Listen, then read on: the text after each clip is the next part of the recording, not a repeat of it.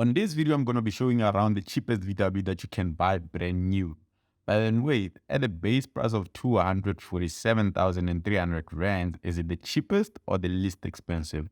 Well, I'll let you decide on that. So, and this video is going to be a little different from the other ones. It's going to be shorter, more straightforward, and yeah, straight to the point. If you haven't subscribed to the channel, please do subscribe and like and leave a comment if you do like the video or you don't. Without further ado, let's see what this VW Polo trendline has to offer.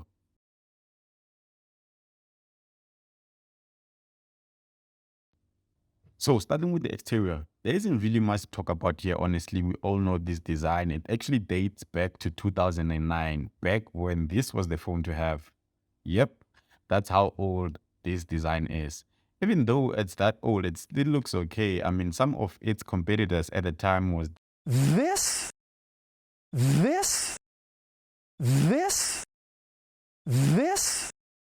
and that. So yeah, the Polo is still possible, but then it's just crazy that a 14-year-old design is still in production till this day.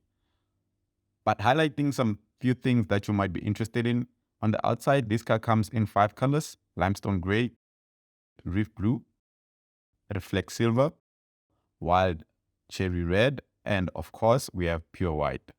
And all of these colors comes at no extra cost.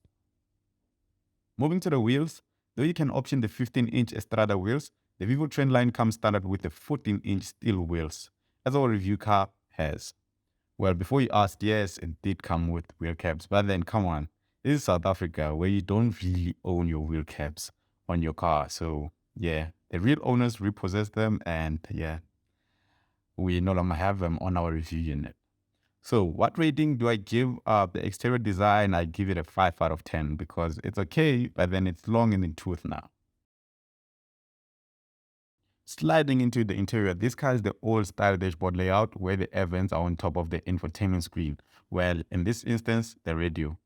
But I actually like it like this. It's simple and not so fussy, and as a kind of layout where you know where everything is.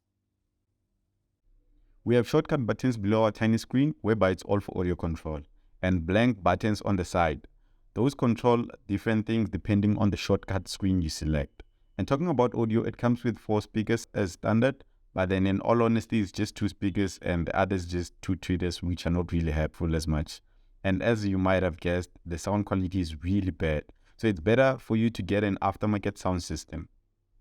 And moving into the steering wheel section, we have blank steering wheel. By blank steering wheel, I mean it doesn't have any multifunctional buttons. And as you can see, beside the steering wheel, we have keyhole, which means we don't have keyless start or keyless entry. You must stick it in to start the car. And we have an analog gauge cluster, which is okay for the price. And when it comes to power windows, it only comes with 2 power windows standard. Well, only on the front. So how do you open the other 2 for the back passengers? Well, you use your own power. Looking below the radio, we have the climate control knobs, and this car does come standard with AC, which is of course welcomed. And moving down, we have our gear knob. Yeah, well, it's a knob as well, which is actually very nice to shift, but then we'll get more into that when we get into the performance of this car. And then just behind that, we have a manual handbrake.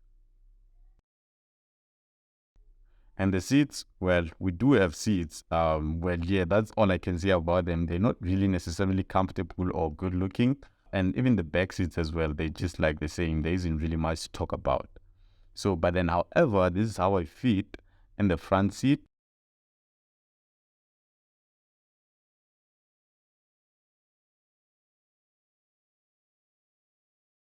And the back seat as well. Sitting behind myself, there isn't really much space, but then it's alright, it's passable.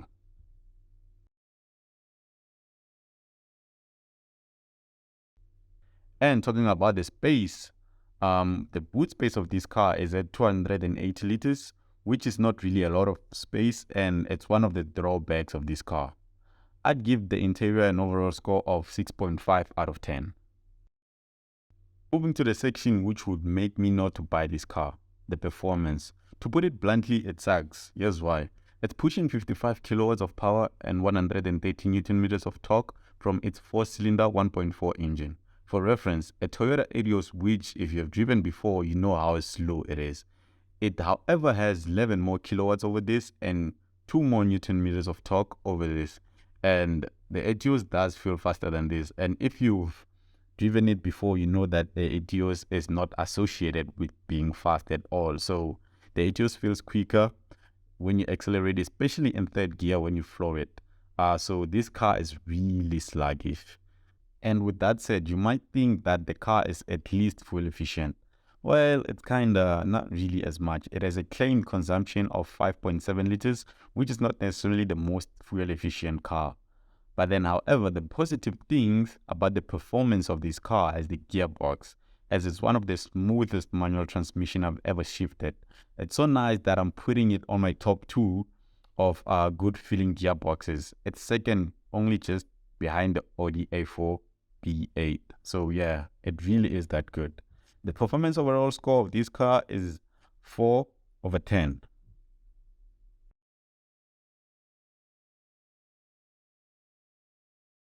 Now let's chop up some numbers real quick. So the starting price of the VW Polo Vivo Trendline is 247,300 rand. So financing one over 6 years with no deposit and at an interest rate of 11.25 is gonna be approximately 4,830 rands, and will go down to 4,357 rands with 10% deposit.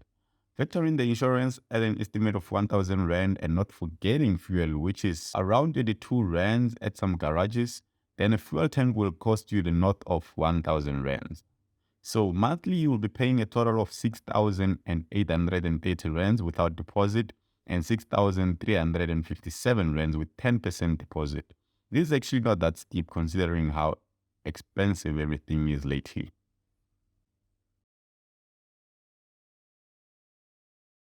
So what's my verdict on this car?